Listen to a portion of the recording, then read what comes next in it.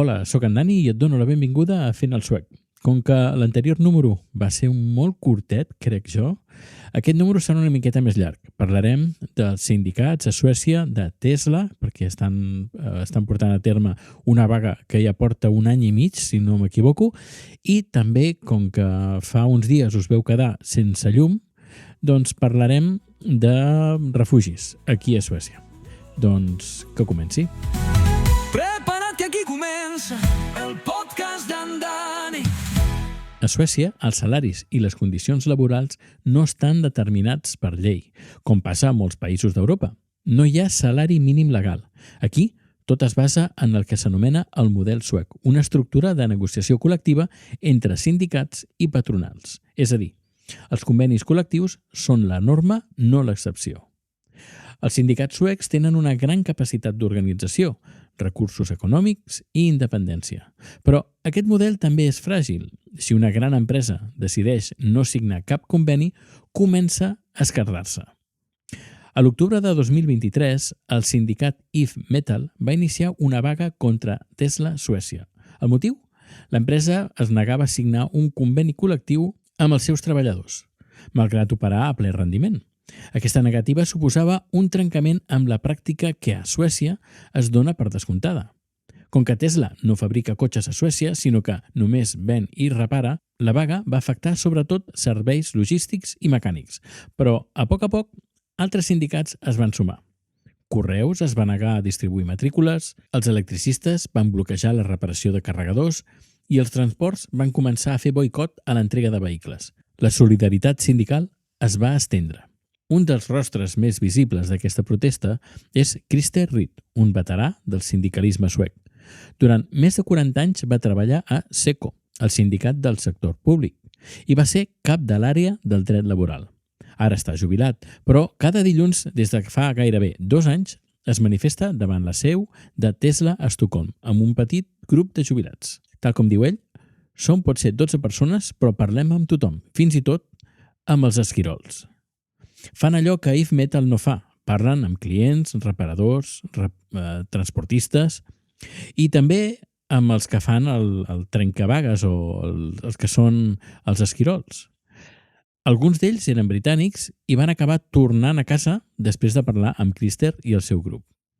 En paraules de Christer Ritt, a Suècia no hi ha cap llei que garanteixi el salari, no hi ha cap norma fixa. Si l'empresari vol, pot reduir el sou a la meitat si no hi ha conveni col·lectiu. Això vol dir que el conveni no és un luxe, sinó una barrera de protecció.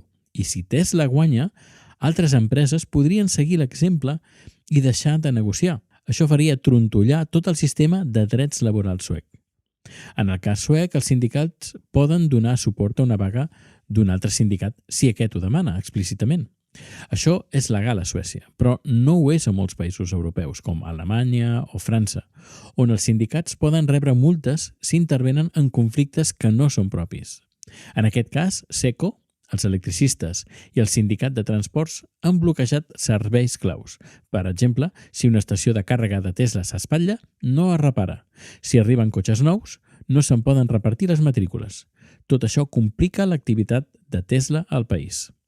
Si vols escoltar aquesta història amb tots els detalls, et recomano que vagis al podcast Haciendo el Sueco. Allà trobaràs l'entrevista sencera a Christer Ritt.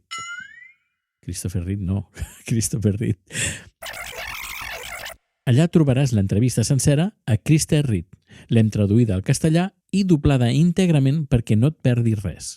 És una conversa plena d'anècdotes, reflexions sobre el sindicalisme, comparacions amb altres països i una gran lliçó sobre compromís. Tindràs l'enllaç a les notes d'aquest episodi. A la darrera part de l'entrevista, que la vam fer conjuntament amb Izquierda Unida Suècia, li preguntem a Christer què podem fer nosaltres. La seva resposta és clara: parlar-ne, difondre, convidar-los a explicar la seva lluita i, si pots, ajudar econòmicament per imprimir més fullets i materials.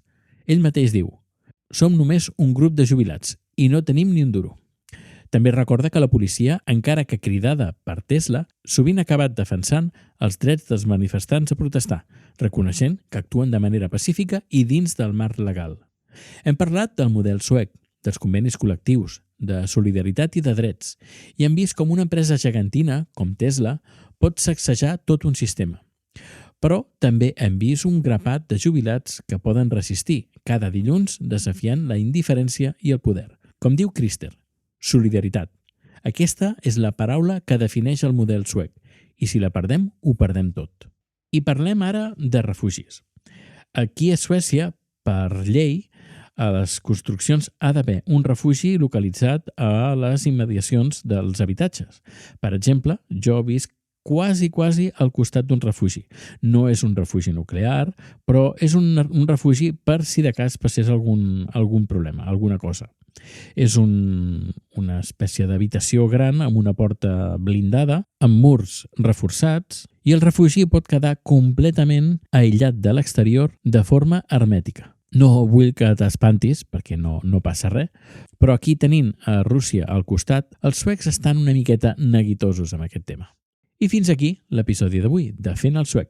Si t'ha agradat, comparteix-lo i sobretot participa, perquè si no ho fem nosaltres, qui ho farà? Fins aviat!